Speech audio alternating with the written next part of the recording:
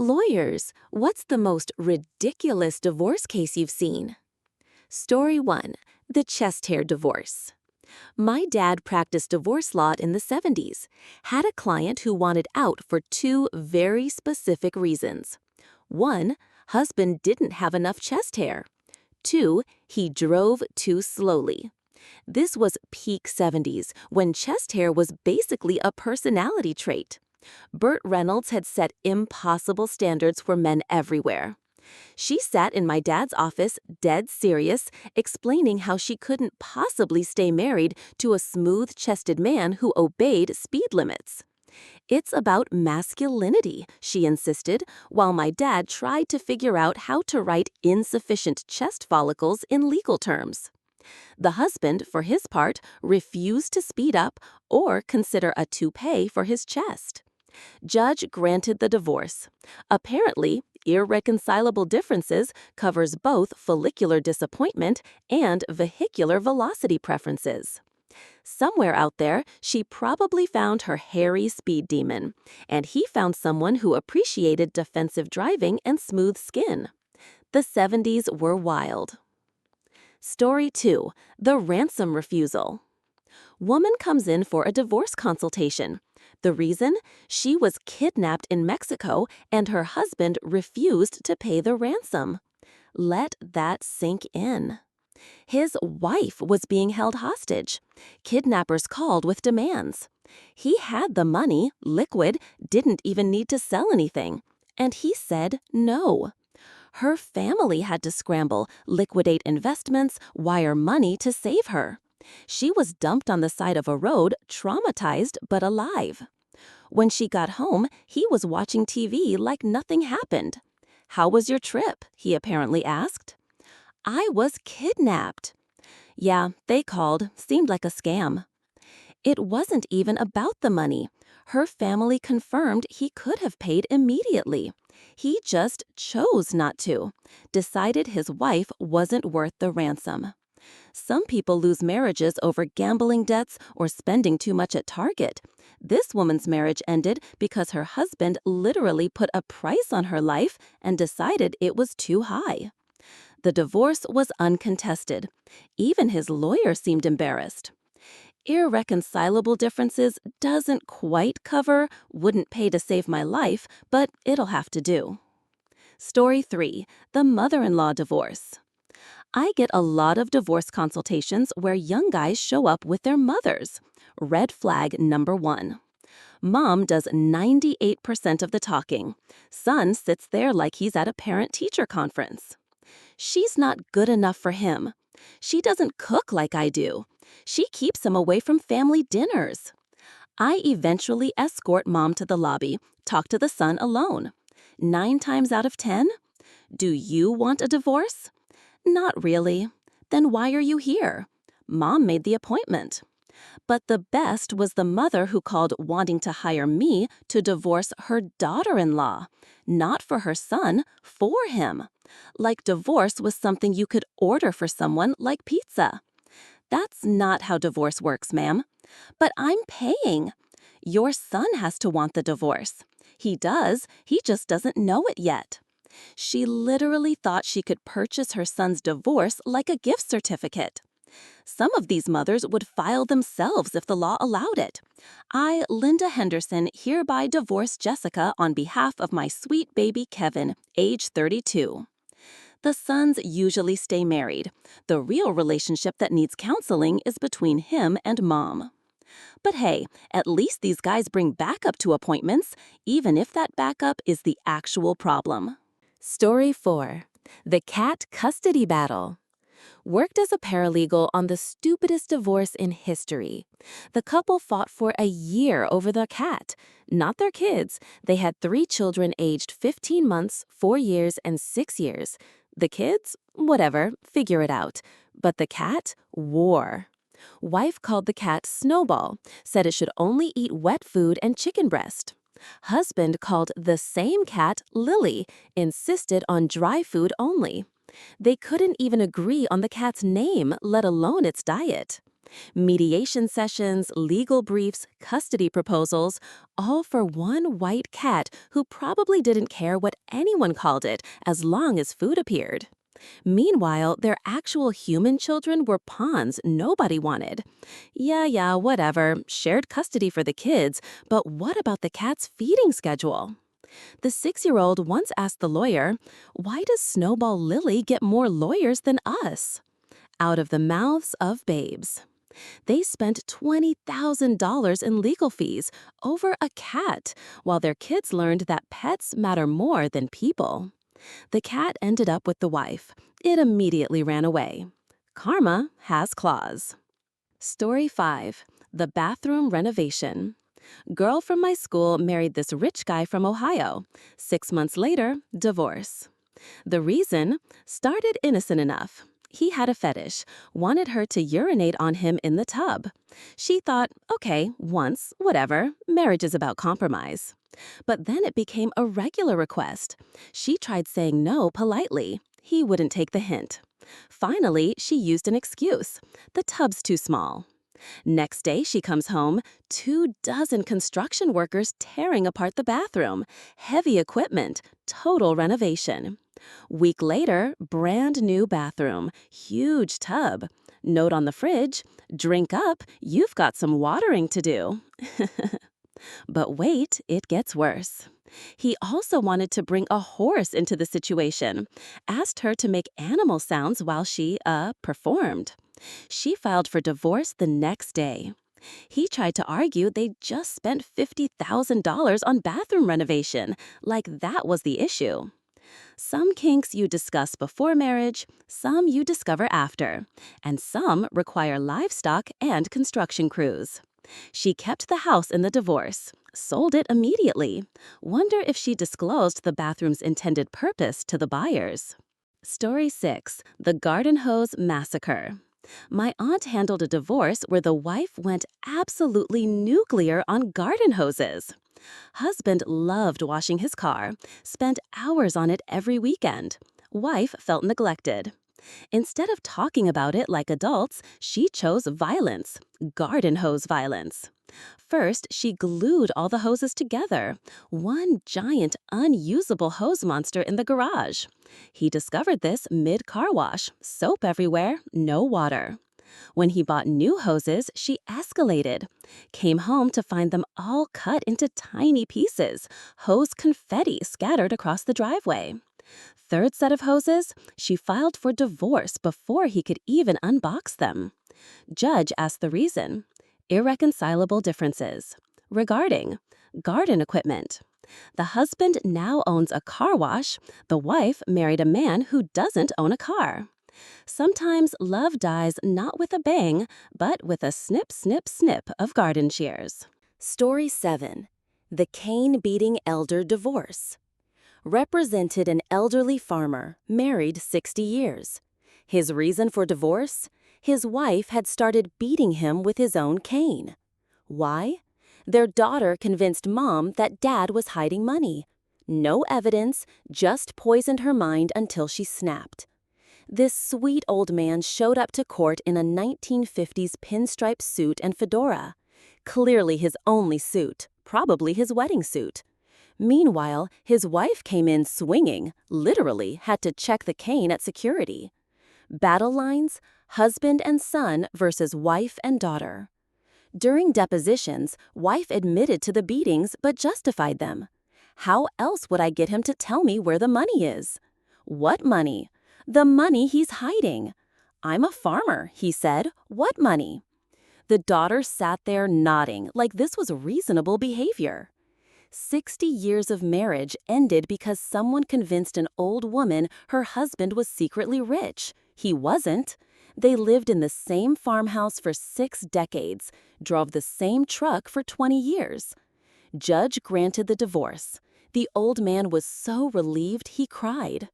Sometimes till death do us part needs an asterisk, unless you start hitting me with my mobility aid. Story 8. The Unwanted Kids. My mom worked in juvenile justice. Saw too many divorces where neither parent wanted the kids. Not fighting over custody, fighting to not have custody. You take them. No, you take them. I'll take Sarah, but not Kevin. Why do I have to take Kevin? These kids sitting in the hallway, hearing their parents argue about who's stuck with them, like they're furniture nobody wants to move.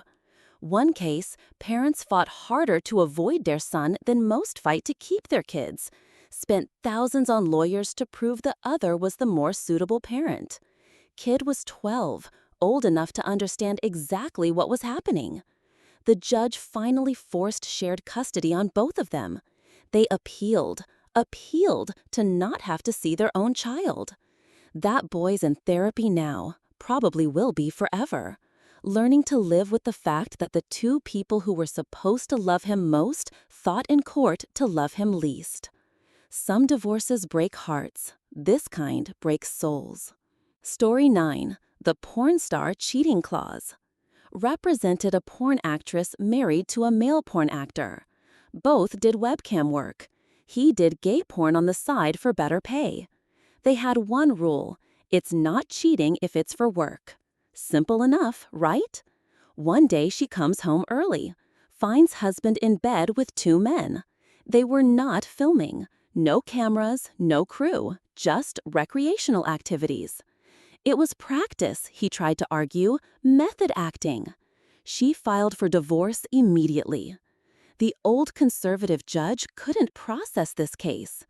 So you were fine with him sleeping with men for money? Yes, Your Honor, for work. But not for free? Correct. I need a recess. Judge came back, granted the divorce, and probably went home to pour himself a very large drink. Even porn stars have boundaries, and keep it professional applies to every industry. Story 10. The 6-month marriage confirmation. My grandfather's brother was a judge, married a couple in a small civil ceremony. 6 months later, they return, want to confirm the marriage. Confirm? Yes, end the trial period and make it permanent. Judge had to explain, you've been married for 6 months. There's no trial period. Marriage doesn't have a free return policy. They looked at each other, horrified. So we're actually married? For half a year, yes. But we were just testing it out. They filed for divorce on the spot. 6 months of thinking they had an escape clause, only to discover they'd been fully committed the whole time. Like finding out your free trial ended 6 months ago and you've been paying full price. Judge married them and divorced them. Full service government. Story 11. The Medicare divorce. Working in elder law is depressing. Know why? Because elderly couples who still love each other get divorced on paper to qualify for Medicare benefits without losing their homes. 60 years of marriage, still in love, still living together, but legally divorced because that's the only way to afford medical care without going bankrupt. We're not really divorced, they insist, just on paper. They still wear their rings, still celebrate anniversaries, still introduce each other as husband and wife. But legally, strangers, because in America, healthcare costs more than love is worth. The system forces people to choose between dying married or living divorced. Most choose to live, but you can see it kills them a little inside signing those papers, ending a legal union that survived everything else life threw at them, defeated by medical bills. The saddest divorces aren't the angry ones. They're the ones where love isn't enough to overcome healthcare costs. Story 11. The planned honeymoon. My aunt married an unemployed guy. He lived in her house rent-free. Wedding day comes, they're ready for the honeymoon. I'm not going, he announces. What? Someone needs to take care of my plants. His plants. Not sick plants, not rare plants, just regular house plants he didn't want to leave alone. Huge fight. Aunt goes on honeymoon with her sisters instead. Post photos from beaches while he's home misting ferns. She returns, tries to kick him out. Plot twist, now that they're married, she can't just evict him. He has rights. He live streams on Facebook, I'm being imprisoned in my own home. His own home that he doesn't pay for, that he moved into for free. Police say nothing they can do until after a divorce. This man gets to live rent-free with his precious plants for 3 more months while lawyers sort it out. He updated Facebook daily about his plants, never mentioned his wife. The divorce judge asked about irreconcilable differences. He chose ficus over Fiji. Even the judge couldn't keep a straight face. Story 13. The tampon divorce. Judge I work for used to do divorce work. This story haunts me. Couple had a morning ritual. They'd sit in the bathroom together during morning constitution. One on toilet, one on tub edge. Every morning. Synchronized bathroom time. This particular morning, wife on toilet, husband on tub. They start arguing about their relationship. Normal marital spat. Then, wife reaches down, pulls out her tampon, and flings it at husband. It stuck to his forehead for one horrifying second, then slowly slid down. He filed for divorce that same day. Irreconcilable differences was probably underselling it. How do you even explain that to a lawyer? She threw her feminine product at me. Threw? Flung, like a bloody projectile. Some marriages end in flames. This one ended in feminine hygiene products. The judge said it was the fastest yes to a divorce he'd ever granted. Story 14. The Nightlight Wars. Worked with a guy in his late 40s at Burger King who divorced his wife of 2 months over a nightlight. They never lived together before marriage.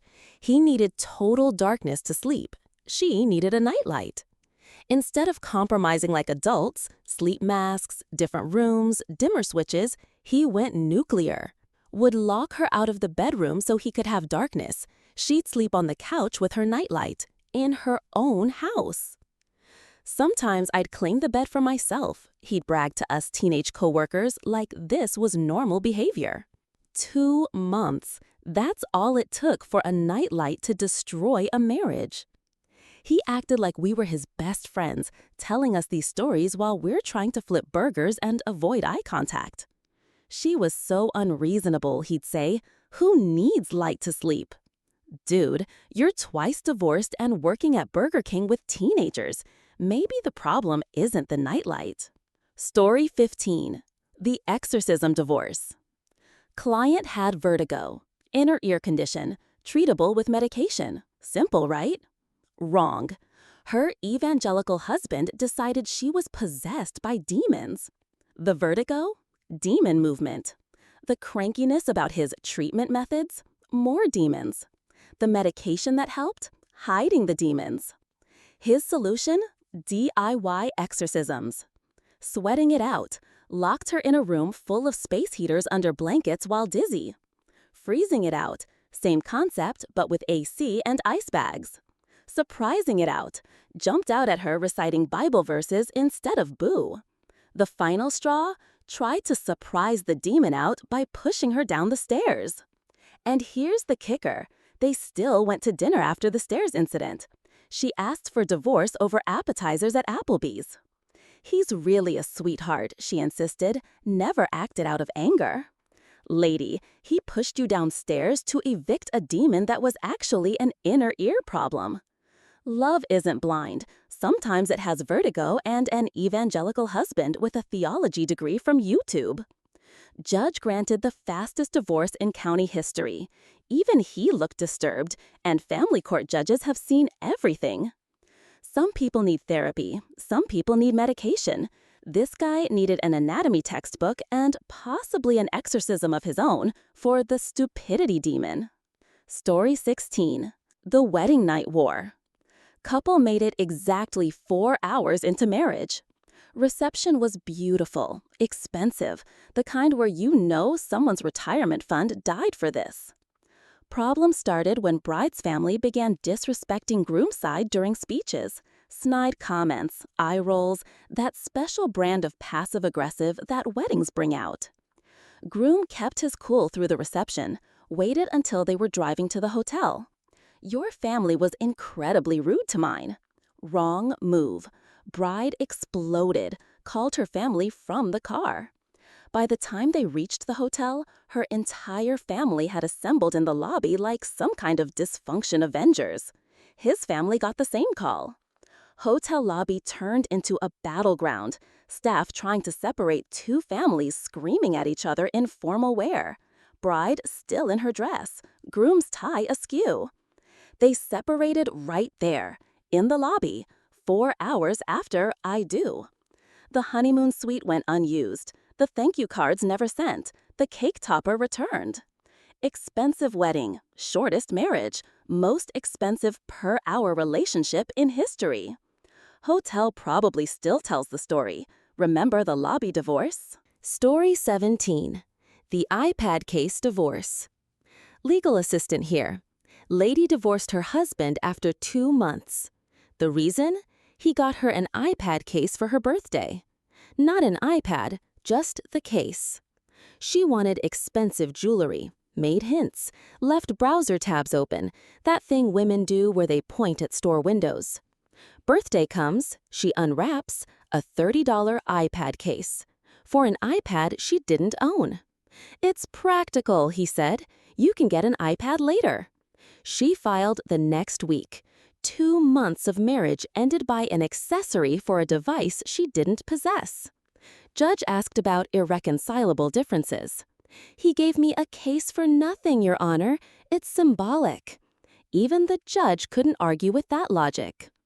Story 18. The Baltic Beauty Scam.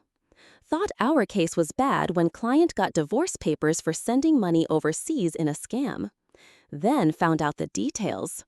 Over $500,000 Australian dollars to a Baltic woman he'd never met, never video called, just emails. 500,000 plus sent to someone who probably wasn't even a woman, or Baltic, or singular, probably a whole team of scammers. Wife discovered it when their retirement account was empty, house remortgaged, kids' college funds gone. But she loves me, he insisted in depositions. Have you met her? We have a connection beyond physical. Yeah, a connection to his bank account. Wife got everything in the divorce, not that there was anything left. He still emails her, from his studio apartment that he rents. Love makes you blind, but $500,000 blind? That's advanced stupid. Story 19. The misdiagnosis affair. Client put his wife in assisted living based on a misdiagnosis. Medication made her unable to care for herself. While she's in the facility, thinking she's dying, he starts dating someone else. Also discovers cocaine. Blows through their savings on both. Plot twist, wife gets second opinion. Goes off the meds, gets better, completely better. Comes home to find her husband high, their bank account empty, and another woman's underwear in her bed. I thought you were dying, was his defense. So you replaced me while I was still alive? She wasn't just angry, she was coherent, medication-free, and lawyered-up angry. Judge gave her everything. House, cars, what was left of the money, even his golf clubs. He tried to argue the drugs impaired his judgment. For 2 years? It's a disease. So was hers, an imaginary one you put her away for. Sometimes karma doesn't wait for the afterlife. Sometimes it gets off its meds and serves divorce papers. Story 20. The French Conspiracy. Friend divorced his wife because she'd only speak French when her family visited. She was Spanish, her family was Spanish. They all spoke Spanish. And English. They all spoke English. But when they visited, suddenly everyone's French. Full conversations in French while he sat there like furniture. He speaks Spanish and English. They knew this. She knew this.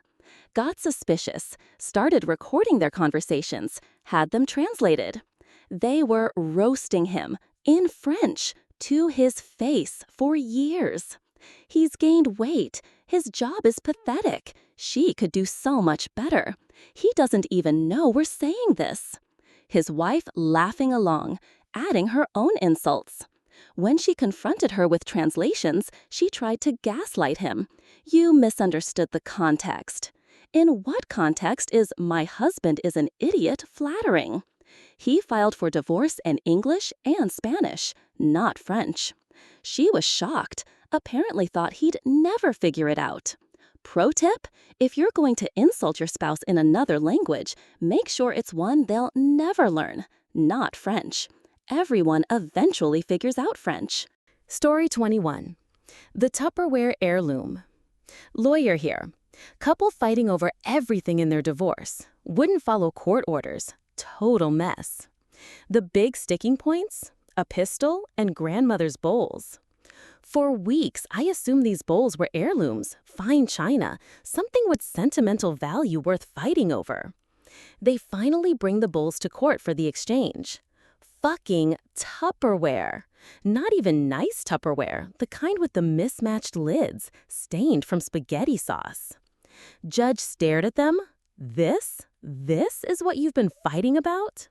They were my grandmother's, the husband insisted. Your grandmother stored leftovers. She didn't create art. Months of legal battles, thousands in fees, court appearances, mediation sessions.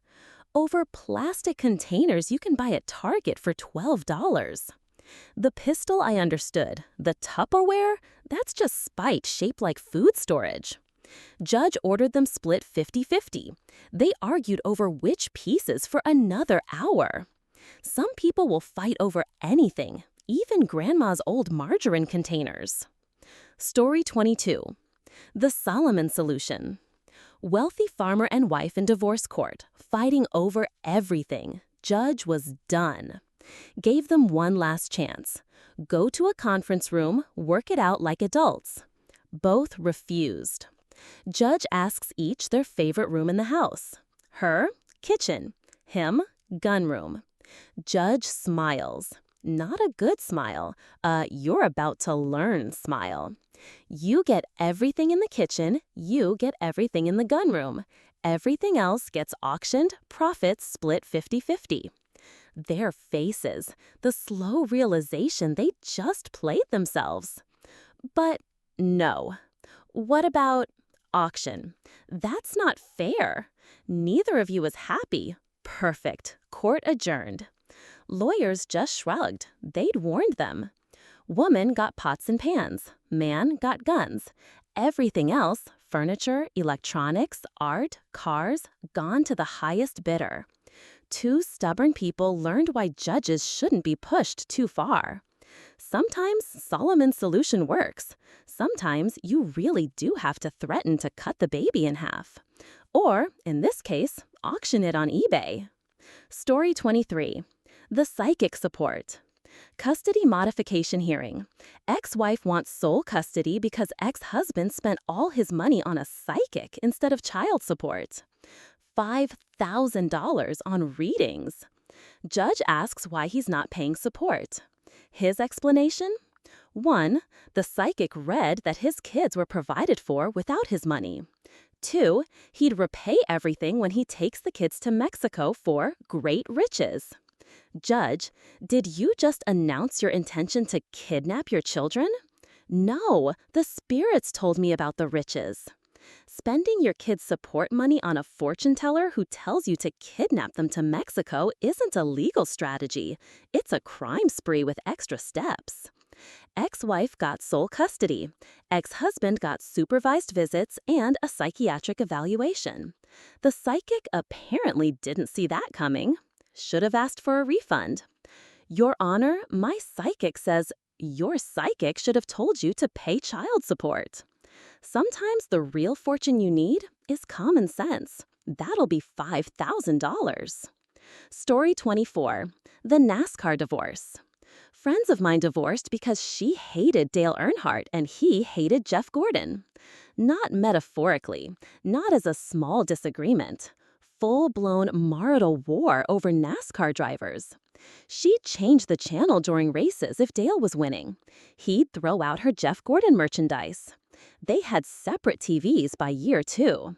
The breaking point? Their kid's birthday party. She decorated with Jeff Gordon themes. He showed up with a Dale Earnhardt cake. Kid just wanted dinosaurs. They fought at a 5-year-old's party about NASCAR in front of the other parents. irreconcilable differences really undersells NASCAR Civil War in my living room. Judge had to look up who these drivers were. They share custody now. Kids spend Sundays with whoever's driver is racing better.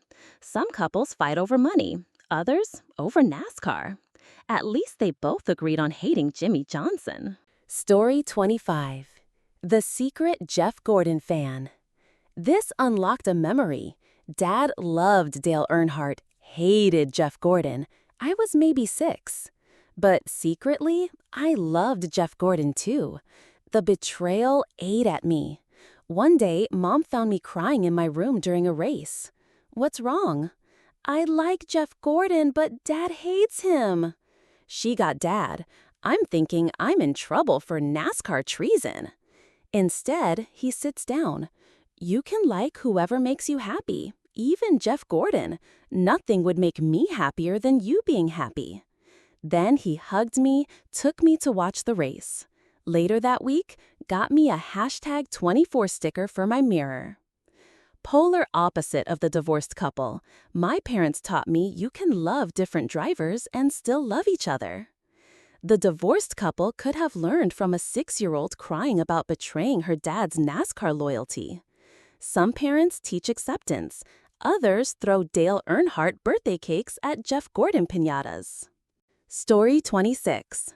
The 3 Strikes Divorce. My douche cousin gave his wife 3 chances to give him a son. Strike 1, daughter born. Strike 2, son born, but he can't eat gluten. A gluten-free son doesn't count. He divorced her because their son had a dietary restriction, not even a serious medical condition, just can't eat bread. But he's a boy. He can't eat wheat, doesn't count.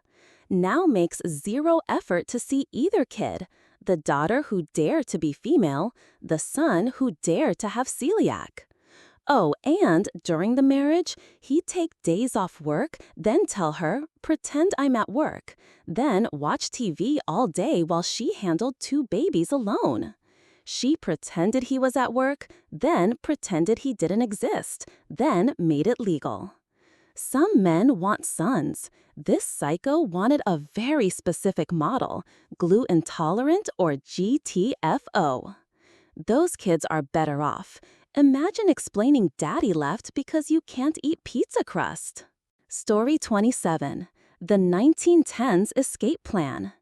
My great-great-grandmother was living in hell. Her husband would pimp her out, then beat her for infidelity. This was 1910s. Only grounds for divorce? Adultery. Not abuse, not selling your wife, just cheating. She tried leaving, took all 8 kids and vanished. He'd find them, drag them back. Legally, they were his property. So she got creative.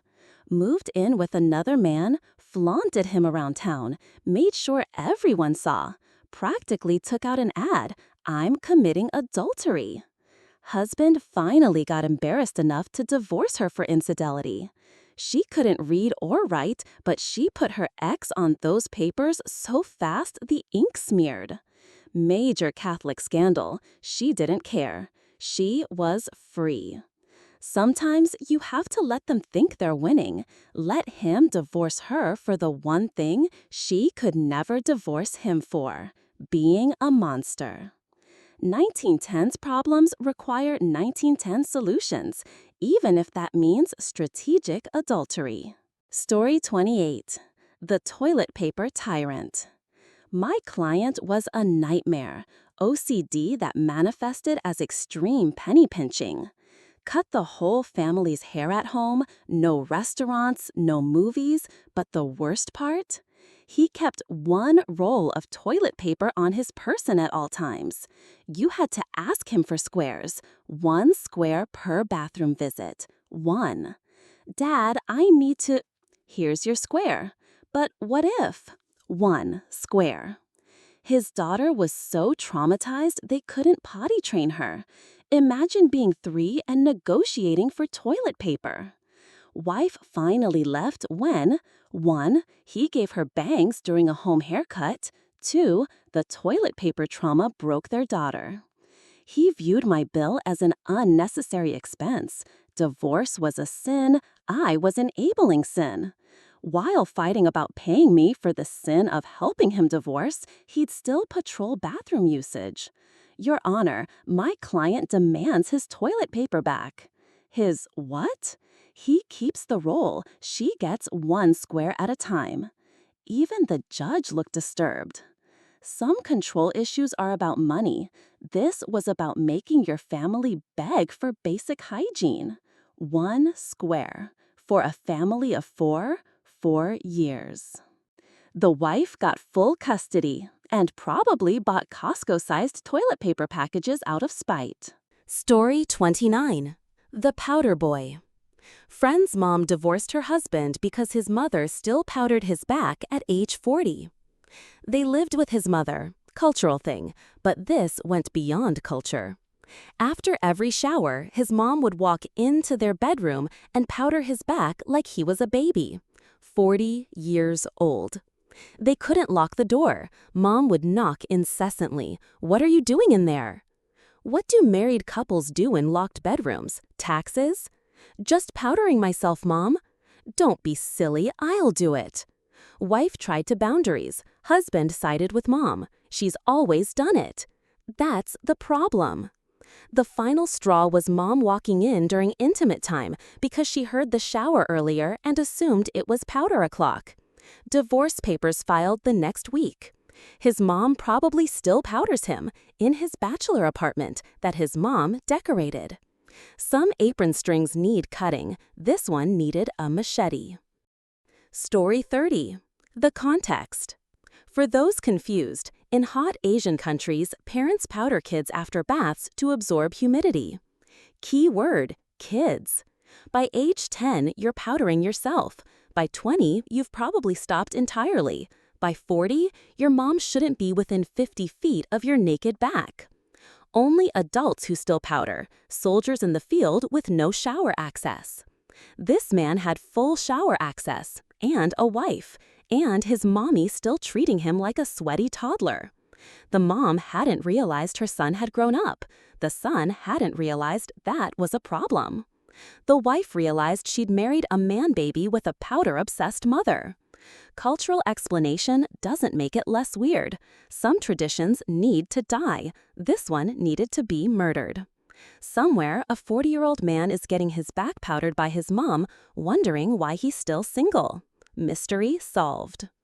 Story 31. The Bingo and Weed Wars. Paralegal here. 2 divorces that live rent-free in my head. First, 86-year-old man divorcing his 82-year-old wife. Reason? Bingo addiction. 12 times a week, sometimes twice a day. This woman was at bingo more than she was home. Before. Before what? You coming home? He calculated she'd spent their entire retirement savings on bingo cards, $40,000 in daubers and dreams. She showed up to divorce proceedings with her bingo bag, played during recess, won $50 during their mediation. Judge asked if she had a gambling problem. It's not gambling, it's bingo. Ma'am, that's literally gambling with extra steps and elderly people. Second divorce, 20-something splitting because he kept smoking her weed stash when she wasn't home. Not just taking some, smoking it all, every time. I come home from work and my ounce is gone. I was bored. Get your own weed. They tried counseling. The counselor suggested separate stashes. He smoked both. She installed a safe. He learned to crack it for weed. Final straw, she came home to him hotboxing the bathroom with her medical marijuana, her prescription. Judge had to keep a straight face while discussing marital marijuana assets. One couple too old for this shit, one couple too young to be this petty. Both equally ridiculous. Story 32. The overweight dog divorce. Paralegal here. Couple married 2 years, divorced over a fat dog. The husband would not stop feeding the dog. Every time he ate, dog got a bite. Every snack, dog got half. Dog went from athletic lab to canine blimp. He's just showing love. He's showing diabetes. Dog couldn't climb stairs, couldn't play fetch, just wheezed and waddled. Wife saw the future. If he'll overfeed a dog into obesity, what about our kids? Valid concern. Dog gained 60 pounds in 1 year. That's like a human gaining 300. She tried everything, measured dog food, special diet, vet interventions. He'd sneak the dog pizza at 2 a.m., full pizzas. The dog was eating better than most humans. The breaking point, dog had a heart episode. Vet said 1 more pound could kill him. That night, husband gave dog a whole rotisserie chicken. He looked sad. Divorce papers filed the next morning. Judge asked about custody arrangements. Just the dog, Your Honor. Who gets him? Whoever won't kill him with kindness. Wife got the dog, put him on a diet. Dog lost weight and lived. Husband got remarried. New wife's Instagram shows 3 morbidly obese pugs. Some people love to death, literally. He kept 1 roll of toilet paper on his person at all times. You had to ask him for squares, 1 square per bath. Story 33. The Therapist's Perspective. Divorce lawyer here. Let me tell you what's really happening in these stupid reason divorces. It's never just one thing. That she left me over a sock on the floor story? Brother, that sock was the 10,000th sock after 10,000 conversations. My favorite straws that broke the camel's back? Guy insisted his wife was a lesbian in love with his sister. Also claimed she was sleeping with me for legal fees, and every male contact in her phone, sometimes all at once, apparently. She filed because he accused the mailman of being her lover. The mailman was 74. Woman divorcing my client for being too sad after his father died. Too sad equals existing with grief for more than 2 weeks. She locked him out and kept his father's ashes hostage, then complained he was emotionally distant. Yeah, you stole his dead dad. Woman claimed abuse because client wouldn't yell at her. She'd scream for hours, recorded, he'd sit silently. She played the recordings in court as evidence. See, he's emotionally abusive. He won't engage. Judge, he won't scream back? Exactly. That's not abuse. People don't divorce over dishes. They divorce because those dishes represent 15 years of disrespect. But sometimes people are just crazy. Like lesbian sister conspiracy guy? That's just crazy. Story 34. The Star Wars Custody Battle. Client spent $20,000 in legal fees fighting over a Star Wars collection. Just the collection. Everything else, kids, house, support, all settled. But those original figurines? War. Value over $100,000, so not exactly toys. They went to trial over Luke Skywalker variants. Judge was done. Split the collection in the most chaotic way possible. Wife gets Han. Husband gets Leia. Millennium Falcon to wife, but all pilots to husband. Original trilogy to wife, prequels to husband. Ewoks split alphabetically. Complete sets destroyed. Collections ruined. Value tanked. Judge admitted later, if they want to act like children, I'll treat them like children. Solomon had the right idea. Neither appealed. Too exhausted, too broke, too ashamed. They spent the cost of a college education to have a judge vengefully destroy their collection. 20 hours of billable time arguing whether Boba Fett was marital property or pre-marriage asset. Your Honor, that's the rare variant with missile-firing jetpack. I don't care if it fires real missiles. Next item. The Force was not with them. The judge was. Story 35. The Living Room Nightmare. Worked matrimonial law for 1.5 years before I had to quit. This case broke me. Divorce filing included, respondent masturbates on living room couch without closing door and leaves sticky tissues everywhere. 3 young kids in the house. 3. The details got worse. Middle of the day, kids' cartoons on TV, Dad just going for it. In the shared family space. Daddy, what are you doing? Watching TV. Go play. Wife tried everything. Talks, therapy, locks on doors. He removed them. His defense? It's my house too.